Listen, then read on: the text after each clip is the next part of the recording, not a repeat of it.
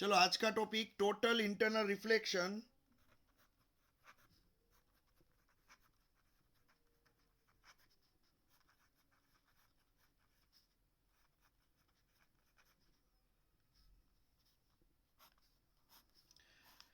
अब ये total internal reflection क्या होता है, देखो। टोटल इंटरनल रिफ्लेक्शन में कोई एक डेंसर मीडियम हम लेंगे। सबसे पहले हम क्या करेंगे, एक डेंसर मीडियम लेंगे। यहां पे मैं ड्रॉ कर रहा हूं, देखो। यहां पे ये है एक डेंसर मीडियम। ये है डेंसर मीडियम। मान लो कोई ग्लास का स्लेब है पूरा। ये है ग्लास स्लेब। अब यहां पे जो ग्लास स्लेब है उसमें नीचे कोई एक बल्ब रखा हुआ है मैंने। यहां पे नीचे एक बल्ब रखा हुआ है जहां से लाइट हमें मिल रही है। ये है बल्ब। देखो यहां पे एक बल्ब, लाइट यहां से आ रही है ग्लास की सरफेस के नीचे। अब यहां पे क्या होगा बच्चों, देखो। ये बल्ब में से ये है अभी डेंसर मीडियम है। ये कौन सा है मीडियम, यहां पे डेंसर मीडियम है, ऑप्टिकली डेंसर। इसको आप क्या बोलोगे,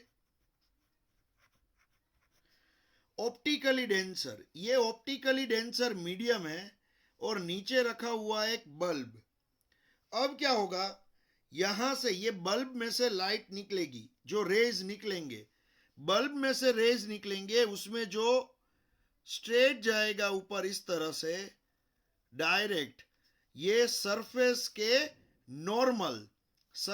के नॉर्मल जो रे जाएगा वो तो डायरेक्ट कहीं भी मुड़े बिना ही ऊपर चला जाएगा। इस तरह से वो ऊपर चला जाएगा कहीं भी मुड़े बिना। जिसको मैं यहां पे इसको मैं बोलूंगा बी, और ये है ए। तो वो ए टू बी डायरेक्ट चला जाएगा, कहीं भी नहीं मुड़ेगा।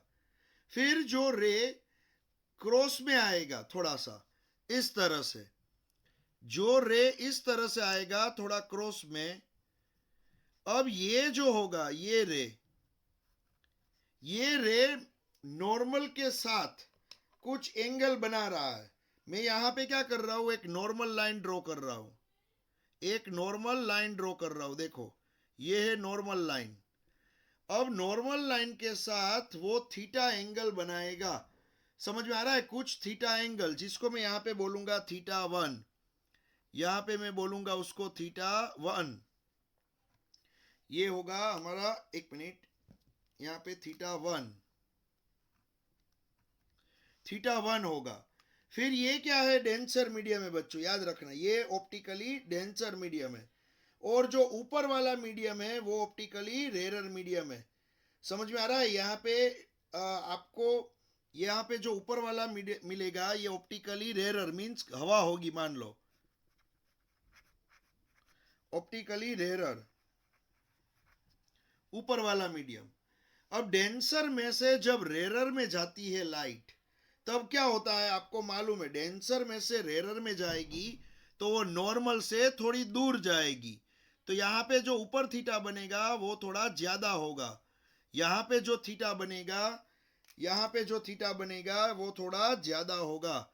यहां पे जो थीटा बनेगा वो थोड़ा, उसकी वैल्यू थीटा टू की वैल्यू थोड़ी ज्यादा होगी। तो ये क्या है, डेंसर मीडियम। ऊपर क्या है, रेरर मीडियम। तो यहां से जो लाइट गई वो नॉर्मल से थोड़ी दूर होके क्रॉस में चली गई। अब क्या होगा, देखो बच्चों, इसके साथ साथ कुछ परसेंटेज रे, कुछ लाइट रिफ्लेक्ट होगी। ये तो रिफ्रैक्शन हुआ, एक मीडियम में से दूसरे मीडियम में जाना, रिफ्रैक्शन। लेकिन कुछ परसेंटेज लाइट रिफ्लेक्ट भी होगी, रिफ्लेक्ट। तो ये जो सरफेस है ना, वहां से वो रिफ्लेक्ट होके अंदर आएगी, यहां पे अंदर आएगी इस तरह से, रिफ्लेक्ट होके अंदर आएगी। तो जो इंसिडेंट एंगल है थीटा वन, इंसिडेंट एंगल है यहाँ पे थीटा वन, और यहाँ पे कुछ ये रिफ्लेक्शन मिलेगा। तो ये कुछ परसेंटेज लाइट, मान लो 85% लाइट बाहर निकल गई, तो 15% लाइट अंदर आई। समझ में आ रहा है। तो होगा क्या बच्चों, यहां पे क्या प्रोसेस हो रही है, एक ग्लास का स्लेब है पूरा, नीचे मैंने एक बल्ब रखा हुआ है, तो ग्लास के स्लेब में नीचे बल्ब होगा, बल्ब में से जो लाइट स्ट्रेट जाएगी सरफेस के नॉर्मल जाएगी वो तो स्ट्रेट निकल जाएगी, लेकिन जो इस तरह से क्रॉस में जाएगा रे, ये रे जो क्रॉस में जाएगा उसमें से कुछ परसेंटेज रिफ्रैक्शन होगा, कुछ परसेंटेज रिफ्लेक्शन होगा। समझ में आ रहा है? तो यहां पे क्या हुआ बच्चों, देखो यहां पे रिफ्लेक्शन एंड रिफ्रैक्शन, देखो यहां पे मैं आपको बता रहा था कुछ परसेंटेज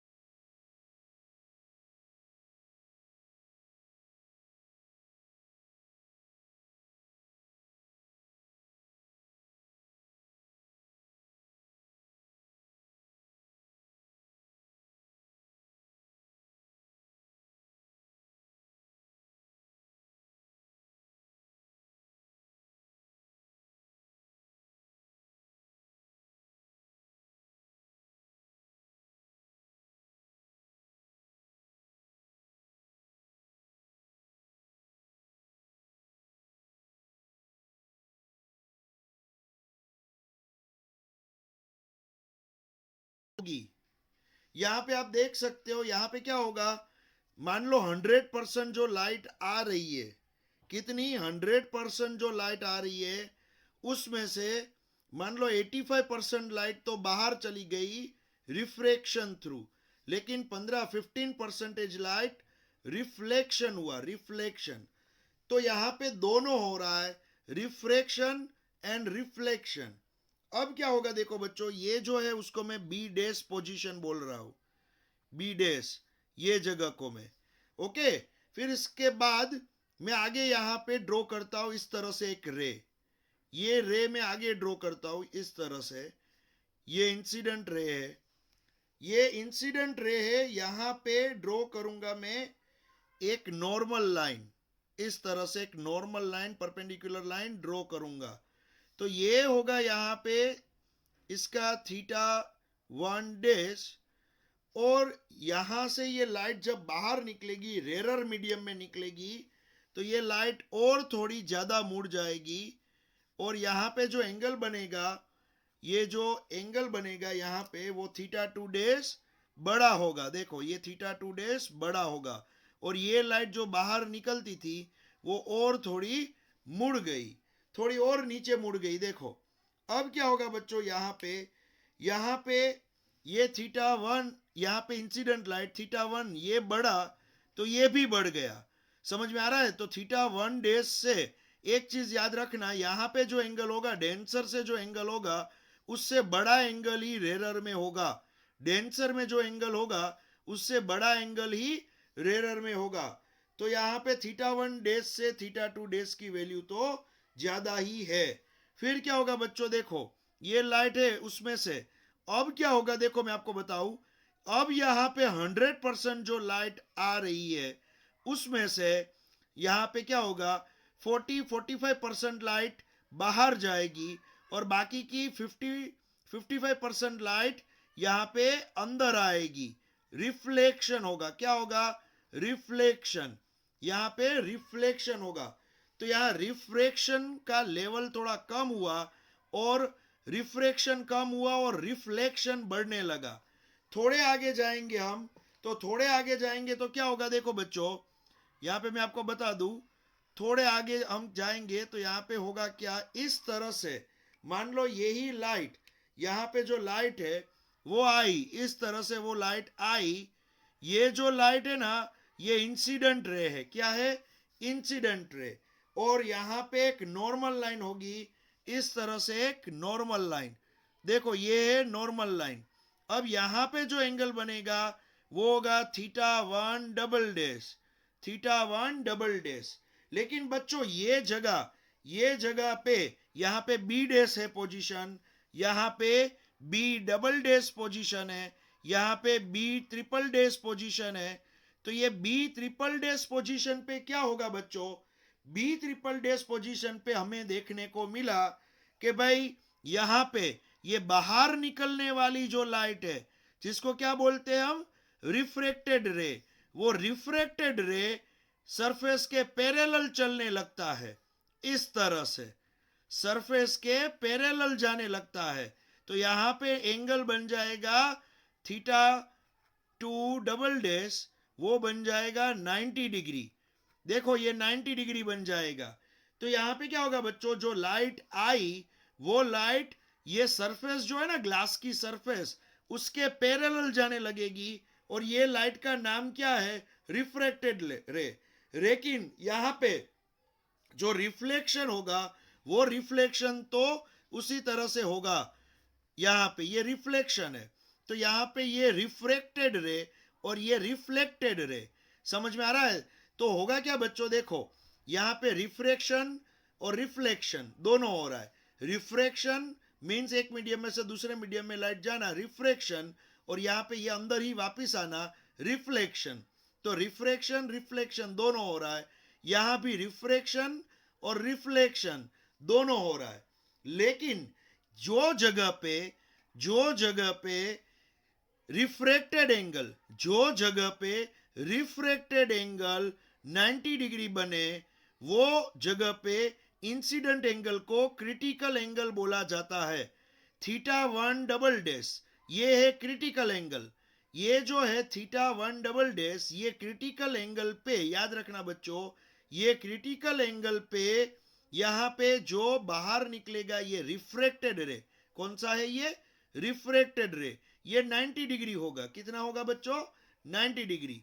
तो ये है रिफ्लेक्शन, ये है इंसिडेंट एंगल, और ये है यहां पे जिसको क्रिटिकल एंगल बोला जाएगा, और यहां पे रिफ्रैक्टेड 90 डिग्री बन जाएगा। ये क्रिटिकल एंगल के बाद अगर जितने भी मींस ये बी ट्रिपल डैश, यहां बी ट्रिपल डैश के बाद जितने भी रेज होंगे, बी ट्रिपल डैश के बाद जितने भी रेज होंगे, वो सभी रेज अब सिर्फ पानी या तो ग्लास के अंदर ही रहेंगे, वो थोड़े से भी बाहर नहीं निकलेंगे।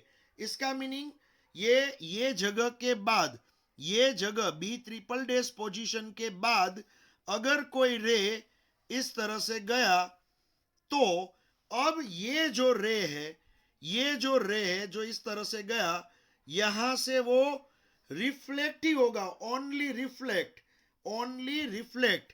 समझ में आ रहा है? देखो मैं यहां पे ड्रॉ कर रहा हूं, ये नॉर्मल, यहां पे है ये थीटा 1 ट्रिपल डैश, और यहां से वो सिर्फ क्या होगा? रिफ्लेक्ट, यहां पे अंदर ही आएगा वापिस, यहां रिफ्रैक्शन नहीं होगा। अब क्या होगा? सिर्फ रिफ्लेक्शन। तो जो लाइट आई 100%, ये जो लाइट आई वो 100% लाइट अंदर ही वापिस मुड़ जाएगी। तो टोटल टोटल इंटरनल रिफ्लेक्शन, तो ये जो लाइट आई वो टोटल अंदर ही मुड़ गई, तो ये हुआ रिफ्लेक्शन। समझ में आ रहा है? तो B2 B triple dash, B2 B triple dash, इतने गैप में, इतने गैप में जो भी लाइट होगी वो बाहर निकल सकती है ड्यू टू रिफ्रैक्शन। लेकिन बी ट्रिपल डैश के बाद जो भी एरिया चालू होगा उसमें जो भी लाइट आएगी वो अंदर ही वापिस आएगी, वो बाहर नहीं निकलेगी, वो अंदर ही रहेगी, अंदर ही वापिस आएगी। तो बी ट्रिपल डैश के बाद जो भी पोर्शन है वो क्या है? Total internal reflection. उसी तरह से जैसे आपने राइट हैंड साइड देखा, उसी तरह से लेफ्ट हैंड साइड भी होगा। दोनों साइड कुछ डिस्टेंस पे क्रिटिकल एंगल मिल जाएगा। देखो यहां बी के पास क्या है? देखो लाइट आई बाहर निकली, लाइट आई बाहर निकली, लाइट आई बाहर निकली, तो यहां पे रिफ्रैक्शन हो रहा है, साथ में रिफ्लेक्शन भी हो रहा है। लेकिन ये क्रिटिकल एंगल जो है ना, ये एक ऐसी पोजीशन है, क्रिटिकल एंगल एक ऐसी पोजीशन है जहां पे थीटा जो मिलेगा यहाँ पे incident angle theta 1 double dash, और यहाँ पे रिफ्रैक्टेड एंगल मिलेगा वो 90 मिलेगा। ये है क्रिटिकल पॉइंट। और ये अंदर जो आएगा ना, अंदर मुड़ के जो रिफ्लेक्ट होगा उसको क्रिटिकल रे बोला जाता है। ये अंदर जो रिफ्लेक्ट हुआ, रिफ्लेक्ट याद रखना, अंदर जो रिफ्लेक्ट हुआ उसको क्रिटिकल रे बोला जाएगा। और ये वापिस आया देखो मुड़ के। तो यहां इसके बाद जो भी पॉइंट है, ये जो भी पॉइंट है, इसके बाद जो भी पॉइंट है, सभी पॉइंट पे याद रखना, इसके बाद जो भी पॉइंट्स है सभी पॉइंट पे क्या होगा बच्चों? यहां पे जो लाइट आएगी वो लाइट अंदर ही वापस जाएगी। वो लाइट, ये जो लाइट आएगी ना वो अंदर ही वापस जाएगी, उसमें से थोड़ा सा भी पोर्शन बाहर नहीं निकलेगा। समझ में आ रहा है? तो ये चीज क्या हुई? Total internal reflection. समझ में आ रहा है? तो अब यहां पे मैं आपको बता दूं, एक फॉर्मूला मैं आपको बता दूं, टोटल इंटरनल रिफ्लेक्शन की बात आई है तो एक बहुत ही छोटा सा फॉर्मूला है यहां पे, मैं आपको बता दूं। देखो मान लो यहां पे मैं आपको इसका, ये ऑप्टिकली क्या है? ऑप्टिकली डेंसर, इसका एब्सोल्यूट रिफ्रैक्टिव इंडेक्स n1 है और इसका एब्सोल्यूट रिफ्रैक्टिव इंडेक्स n2 है। ये n1 है इसका एब्सोल्यूट रिफ्रैक्टिव इंडेक्स, और इसका एब्सोल्यूट रिफ्रैक्टिव इंडेक्स n2 है। अब आप सोचो बच्चों, 8 position B triple dash, 8 B triple dash, B triple dash पे हम स्नेल्स लॉ यूज करते हैं। कौन सा? Snell's law. 8 B triple dash यहां पे लिखा है, देखो बी ट्रिपल डैश, हम स्नेल्स लॉ यूज करेंगे, स्नेल्स लॉ यूज करेंगे यहां पे। कहां पे 8B ट्रिपल डैश यहां पे। तो मैं क्या करूंगा N1 ये मीडियम डेंसर का इंडेक्स, फिर साइन थीटा 1 डबल डैश यहां पे है ये देखो theta 1 double dash equals to, फिर मैं लिखूंगा N2, फिर यहां पे रिफ्रेक्टेड कौन सा ये theta 2 double dash N2 sine theta 2 double dash. तो यहां पे आप देखोगे ना बच्चों, तो यहां पे आपको वैल्यू पुटअप करनी है। देखो यहां पे आप वैल्यू पुटअप करोगे तो आपको मालूम पड़ेगा कि N1 का तो N1, लेकिन थीटा 1 डबल डैश को मैं क्रिटिकल एंगल C बोलता था, तो साइन C लिखूंगा इक्वल्स टू N2, और थीटा 2 डबल डैश वो तो 90 डिग्री है बच्चों, यहां पे थीटा 2 डबल डैश कितना है 90 डिग्री। तो यहां पे थीटा 2 डबल डैश, देखो थीटा 2 डबल डैश वो हो जाएगा साइन 90। तो अब आपको क्रिटिकल एंगल का फॉर्मूला क्या मिलेगा। कोई आपको पूछे कि भाई मुझे साइन C का फॉर्मूला चाहिए, तो वो बहुत ही इजी है, N2 अपॉन N1, ये हुआ मेन फॉर्मूला हमारा, ये हुआ हमारा मेन फॉर्मूला, क्रिटिकल एंगल का main formula N2 upon N1, जिसमें ऊपर ऑलवेज रेरर मीडियम ही रहेगा, रेरर मीडियम ही रहेगा, नीचे ऑलवेज डेंसर मीडियम ही रहेगा। याद रखना ये है हमारा एक फॉर्मूला क्रिटिकल एंगल का, N2 अपॉन N1, या तो आप इस तरह से याद कर लो N rarer upon N denser. तो एक चीज बच्चों याद रखना, आप जब भी लाइट डेंसर टू रेरर जाएगी तभी ये होगा। इंटरनल रिफ्लेक्शन कब होगा, डेंसर टू रेरर जानी चाहिए। याद रखना कभी भी रेरर टू डेंसर में ये नहीं देखने को मिलेगा। समझ में आ रहा है, कभी भी आप नीचे रेरर रखा ऊपर डेंसर रखा तो आपको टोटल इंटरनल रिफ्लेक्शन नहीं दिखने को मिलेगा। आपको नीचे डेंसर जिसमें से लाइट आ रही है वो नीचे डेंसर, और जिसमें लाइट जा रही है वो रेरर, तभी आपको ये टोटल इंटरनल रिफ्लेक्शन देखने को मिलेगा। और आपको यूज करना है स्नेल्स लॉ। तो कहां पे यूज किया, क्रिटिकल एंगल पे मैंने स्नेल्स लॉ यूज किया। तो आपको पूछेंगे क्या कि फाइंड क्रिटिकल एंगल C पूछेंगे। आपको एग्जांपल कैसा देंगे, देखो आपको इस तरह से एग्जांपल देंगे, इस तरह से एग्जांपल मिलेगा आपको कि भाई डेंसर का इंडेक्स, डेंसर का इंडेक्स 1.5 है, और रेरर का इंडेक्स, यहां पे रेरर का इंडेक्स 1.02 है। तो आपको वो पूछेंगे क्रिटिकल एंगल C फाइंड करो। तो ये आपको क्या करना है C। तो C का फॉर्मूला क्या है बच्चों, साइन C का फॉर्मूला, साइन C यहां पे लिखा हुआ देखो sign C equals to N2/N1, लेकिन जब सिर्फ थीटा फाइंड आउट करना है तो साइन जाएगा right hand side, sine inverse N2 या तो N डेंसर, सॉरी यहां पे N rarer upon N denser, N rarer upon N denser. तो C आपको थीटा मिल जाएगा डिग्री में, जितना डिग्री होगा वो आपको डिग्री में मिल जाएगा, 70 डिग्री 60 डिग्री जो भी होगा वो आपको मिल जाएगा। और यहाँ पे नेचुरल साइन का टेबल यूज करना पड़ेगा। समझ में आ रहा है, आप ट्राई करोगे ना N रेरर तो 1.02 ऊपर और नीचे आप रखोगे 1.5, तो 1.02 डिवाइड बाय 1.5, तो आपको यहाँ पे C की वैल्यू मिलेगी। और उसका साइन इनवर्स नेचुरल साइन देखोगे ना नेचुरल साइन टेबल में, तो आपको यहाँ पे थीटा डिग्री में मिल जाएगा। इस तरह का क्वेश्चन यहाँ पे वो लोग पूछ सकते हैं।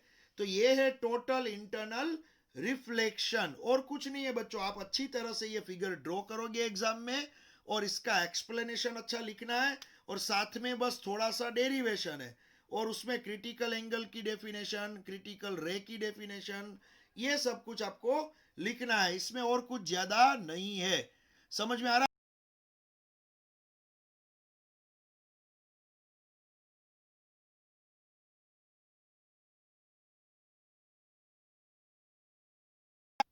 इसके अंदर मैं एक आपको क्वेश्चन पूछ रहा हूं। देखो मैंने क्या बताया कि यहां से लेके यहां तक, यहां से लेके यहां तक ये जो जगह है यहां से लेके यहां तक, इतनी जो जगह है उसमें से लाइट बाहर निकल सकती है, लेकिन इसके बाद कहीं भी लाइट जो होगी वो बाहर नहीं निकलेगी। इसमें से इतने गैप में से अगर कोई लाइट का रे आया तो वो बाहर जा सकता है, लेकिन ये जो पोजीशन है इसके बाद जो भी रे आएगा वो बाहर नहीं जाएगा, अंदर ही मुड़ जाएगा, वो अंदर ही मुड़ जाएगा। उसी तरह से लेफ्ट हैंड साइड भी, जैसा राइट हैंड साइड इतना पोर्शन है उसी तरह से लेफ्ट हैंड साइड भी उतना पोर्शन होगा जिसमें से लाइट जाएगी तो बाहर निकल सकती है, लेकिन वो क्रिटिकल एंगल के बाद कोई भी लाइट बाहर नहीं जाएगी, वो अंदर ही मुड़ जाएगी। तो मुझे एक बात बताओ बच्चों, ये जो गेट है, ये जो दरवाजा, मैं आपको एक फिगर ड्रॉ करके बताऊं। देखो यहाँ पे मैं आपको इस तरह से बता रहा हूं, ये है एक पूरी इस तरह से एक लाइन में ड्रॉ कर रहा हूं। चलो यहाँ पे एक लाइन ड्रॉ की, ये है ग्लास का स्लैब और बल्ब मैंने बीच में रखा है, एग्जैक्ट बीच में रखा है यहाँ पे, ये है बल्ब। अब दोनों साइड देखो, ये है उसका एकदम बीच वाला पोर्शन, ये अब क्या होगा, दोनों साइड मान लो यहाँ पे क्रिटिकल एंगल ये साइड यहाँ पे मिल रहा है, उसी तरह से ये साइड यहाँ भी क्रिटिकल एंगल मिल रहा है। तो होगा क्या बच्चों, इतने पोर्शन में जो भी लाइट आएगी ना, इतने पोर्शन में जो भी लाइट, वो कुछ बाहर भी जाएगी कुछ अंदर भी जाएगी। देखो इस तरह से कुछ पोर्शन बाहर भी जाएगा कुछ पोर्शन अंदर भी जाएगा, इस तरह से आप देख सकते हो, इस तरह से। लेकिन और उसी तरह से लेफ्ट हैंड साइड भी होगा, देखो लेफ्ट हैंड साइड भी उसी तरह से होगा, आप देख सकते हो। देखो ये लेफ्ट हैंड साइड वाला पोर्शन हुआ, देख लो आप, और ये अंदर भी आ रही है, देखो इस तरह से हुआ, ये समझ में आ रहा है। तो इतने पोर्शन में से देखो, इतने पोर्शन में से लाइट बाहर जा सकती है, बाकी दरवाजा बंद। अब यहां पे जो भी लाइट आएगी ना बच्चों, ये जगह पे यहां पे जो भी लाइट आएगी वो अंदर की अंदर ही मुड़ जाएगी, अंदर की अंदर ही मुड़ जाएगी, इस तरह से वो बाहर जा ही नहीं पाएगी। देखो ये अंदर की अंदर ही मुड़ रही है, देख लो आप, इस तरह से होगा, इस तरह से होगा। तो आप थोड़ी देर के लिए सोचो बच्चों, हम जब कोई पानी की सरफेस में या तो कोई ग्लास, पूरी ग्लास की प्लेट होती है, ये तो मैंने साइड व्यू बताया है आपको, कैसा साइड व्यू। लेकिन मान लो मैं आपको यहाँ पे 3 डायमेंशन में बताऊं, 3 डायमेंशन में, तो 3 डायमेंशन में क्या होगा पता है बच्चों, इस तरह से होगा, ये एक ग्लास की प्लेट होगी, ग्लास की प्लेट इस तरह से, एक ग्लास की प्लेट होगी इस तरह से, ओके, ये होगी ग्लास की प्लेट। अब क्या होगा बच्चों, देखो यहां पे जो ग्लास की प्लेट है, ये ग्लास की प्लेट में मैंने बीच में एक बल्ब रख दिया है, बीच में यहां पे अंदर फ्लोर पे, ये जो ग्लास की प्लेट होगा ना उसके नीचे फ्लोर पे एक बल्ब रखा हुआ है नीचे की ओर, समझ में आ रहा है, नीचे एक बल्ब है इसके नीचे।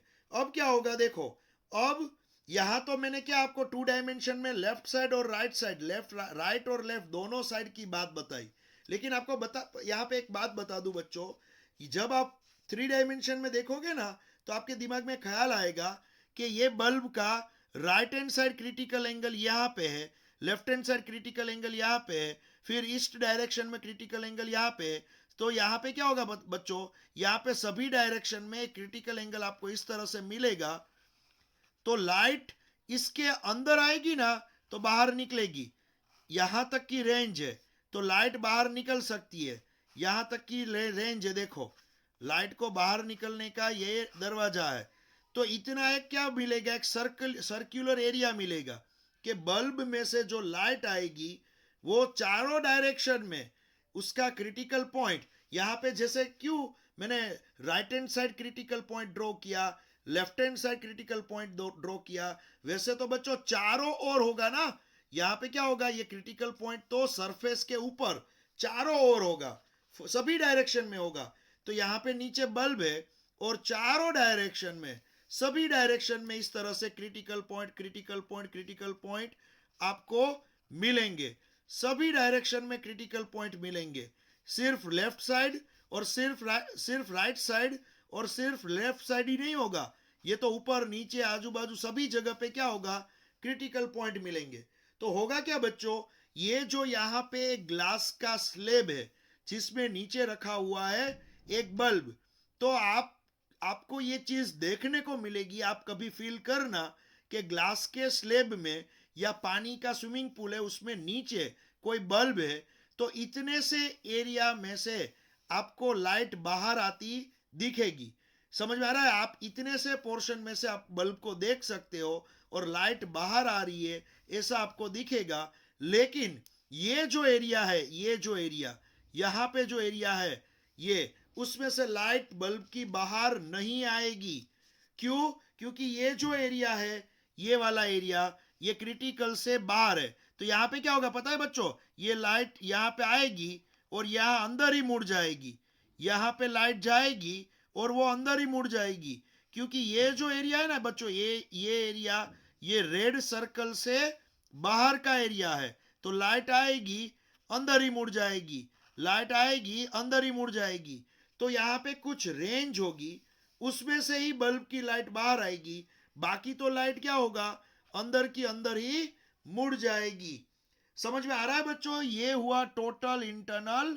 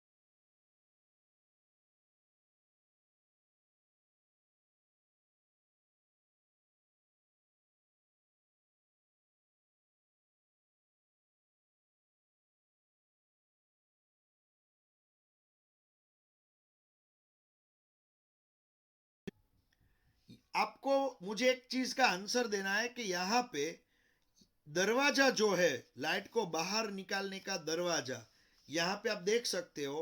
देखो, ये मिड पोजीशन से ये ए है, ए, और ये है मान लो यहाँ पे बी।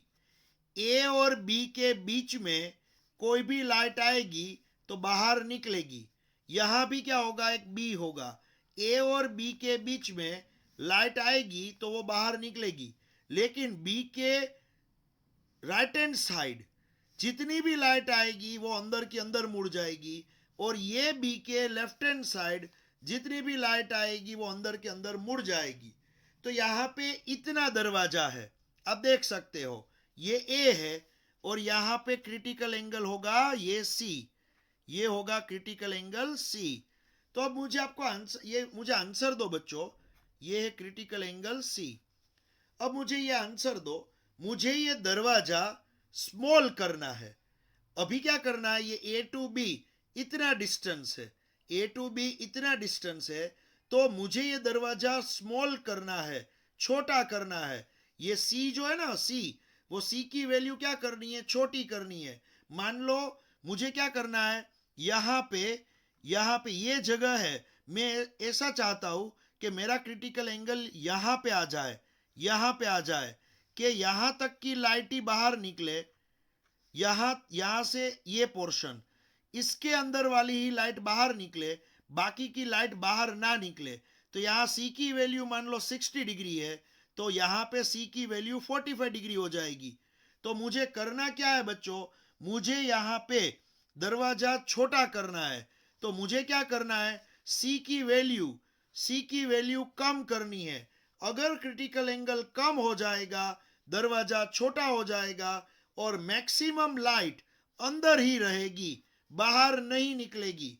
तो मेरा इंटरेस्ट क्या है, मेरा इंटरेस्ट है सी की वैल्यू जितनी हो उतनी छोटी कर दूं, चलो, जिससे लाइट बाहर ना जाए और ऑलमोस्ट लाइट अंदर की अंदर रहे। तो आपने अभी एक इक्वेशन पढ़ा, आपने इक्वेशन क्या पढ़ा, साइन सी इक्वल्स टू, आपने अभी एक इक्वेशन पढ़ा क्रिटिकल एंगल का एक इक्वेशन पढ़ा, sine C equals to N rarer, क्या पढ़ा, N rarer upon N denser, N rarer upon N denser. ये आपने अभी एक इक्वेशन पढ़ा, देखो, sine C equals to N rarer upon N denser. अब सी की वैल्यू छोटी होगी ना बच्चों, तो साइन सी की कंप्लीट वैल्यू छोटी होगी, सी की वैल्यू छोटी होगी तो साइन सी की ये पूरी कंप्लीट वैल्यू छोटी होगी। तो ऐसा तो तब बनेगा जब डेंसर बढ़ेगा, जब डेंसर बढ़ेगा। तो इफ एन डेंसर डेंसर की वैल्यू, एन डेंसर की वैल्यू आप बढ़ाओगे तो सी छोटा होगा और साइन सी और इस तरह से छोटा होगा। तो अगर आप ये बढ़ाओगे, ये चीज आप बढ़ाओगे तो ये चीज छोटी हो जाएगी, ये चीज आप बढ़ाओगे तो ये चीज छोटी हो जाएगी, और यहाँ पे लाइट को बाहर निकालने का जो दरवाजा है वो दरवाजा छोटा होता जाएगा। समझ में आ रहा है, वो दरवाजा छोटा होता जाएगा। आपके दिमाग में यही आपको रखना है, यही चीज अगर आपने आपके दिमाग में रख दी तो अब इसका जो रिमेनिंग पोर्शन है, टोटल इंटरनल रिफ्लेक्शन का रिमेनिंग पोर्शन, वो बहुत ही इजी हो जाएगा, बहुत ही इजी। तो आपको क्या सोचना है, देखो, एन रेरर क्या है, फिक्स है, मान लो हवा है, एन रेरर क्या है, हवा है मान लो, तो उसमें तो मुझे कुछ चेंज नहीं करना है। लेकिन ऊपर एयर है, हवा, नीचे जो ग्लास रखा था, ग्लास का इंडेक्स, एन डेंसर, ग्लास का इंडेक्स मान लो 1.5 है, एन डेंसर ग्लास का इंडेक्स 1.5 है। अब मैं ग्लास की जगह पे मान लो डायमंड रख दूं, डायमंड, तो डायमंड का एन डेंसर, डायमंड का इंडेक्स ग्लास से ज्यादा है, तो मैं क्या करूंगा, नीचे डायमंड रख दूंगा, ऊपर एयर का एयर ही रखूंगा लेकिन नीचे डायमंड रख दूंगा। अब डायमंड का एन क्या होगा, बढ़ जाएगा, तो डायमंड में क्या होगा, ये साइन सी की वैल्यू कम होगी, तो डायमंड के अंदर, ग्लास में दरवाजा बड़ा था तो डायमंड में क्या होगा बच्चों, दरवाजा छोटा हो जाएगा। तो डायमंड साइन करता है, थोड़ी सी भी लाइट होगी, रूम में थोड़ा अंधेरा होगा, थोड़ी सी लाइट आ रही है, तो फिर भी डायमंड साइन क्यों करता है, उसका रीजन ये है। देखो मैं यहाँ पे बता दूं, डायमंड की सरफेस, आपको सबसे पहले तो एक चीज ये मालूम होनी चाहिए कि डायमंड की सरफेस इस तरह से वो रखते हैं, बहुत ज्यादा इस तरह से वो डायमंड को रखते हैं। देखो बहुत ज्यादा उसकी सरफेस होती है, 1 2 3 4 5 6 7 8 और नीचे 8, मान लो इसकी सरफेस 16 सरफेस है टोटल, 16 जगह, तो लाइट 16 गेट में से आ सकती है। फर्स्ट यहां से भी आई, यहां से भी आई, यहां से भी आई, यहां से भी आई, यहाँ, इसके लाइट को एंटर होने के 16 दरवाजे हैं। अब लाइट एक बार एंटर हो गई, लाइट एक बार एंटर हो गई, तब ये लाइट क्या करेगी बच्चों, आगे जाके यहां पे कोलाइड होगी, अब ये जगह पे मान लो ये जगह पे क्रिटिकल एंगल से ज्यादा एंगल आया, क्रिटिकल एंगल से ज्यादा एंगल आया, तो ये लाइट डायमंड के अंदर ही रिफ्लेक्ट हो जाएगी, डायमंड के अंदर ही रिफ्लेक्ट हो जाएगी। फिर यहां भी क्या हुआ, क्रिटिकल एंगल से ज्यादा एंगल आया तो फिर से रिफ्लेक्ट हो जाएगी, फिर से रिफ्लेक्ट हो जाएगी। तो ये लाइट 4-5 बार अंदर रिफ्लेक्ट होने के बाद बाहर निकलेगी। तो होगा क्या, जैसे ही लाइट आएगी वो डायमंड के अंदर 4-5 बार अंदर ही क्या फील करेगी, total internal reflection, TIR, total internal reflection feel करेगी ये लाइट, और अंदर अंदर ही इस तरह से घूमेगी। तो डायमंड चमकता क्यों है, डायमंड साइन क्यों करता है, क्योंकि डायमंड में बाहर निकालने का दरवाजा छोटा है, क्योंकि डायमंड का एन जो है ना, डायमंड का एन वो बड़ा है। तो डायमंड का एन बड़ा होगा तो उसका साइन सी छोटा होगा, तो साइन सी छोटा तो ये एंगल की वैल्यू भी छोटी। तो इसका मीनिंग ए से बी पॉइंट इतना ही मिलेगा, इतने पोर्शन में से लाइट आएगी तो लाइट बाहर निकलेगी, बाकी के पोर्शन में लाइट आएगी तो लाइट अंदर की अंदर ही रहेगी। तो अगर आप डायमंड जैसी कोई चीज लेते हो तो वो साइन करती है। मैं आपको सिंपल सी बात बता दूं, देखो यहां पे क्रिटिकल एंगल जो है ना, क्रिटिकल एंगल डायमंड में मान लो 24 डिग्री है, मैं एग्जांपल ले रहा हूं, डायमंड में क्रिटिकल एंगल कितना है, 24 डिग्री मान लो। अब यहाँ पे मैं आपको बता दूं 24.41 होता है वैसे, 24.41 डिग्री डायमंड में एग्जैक्ट। तो सी की वैल्यू 24.41 है डायमंड में, तो 0 टू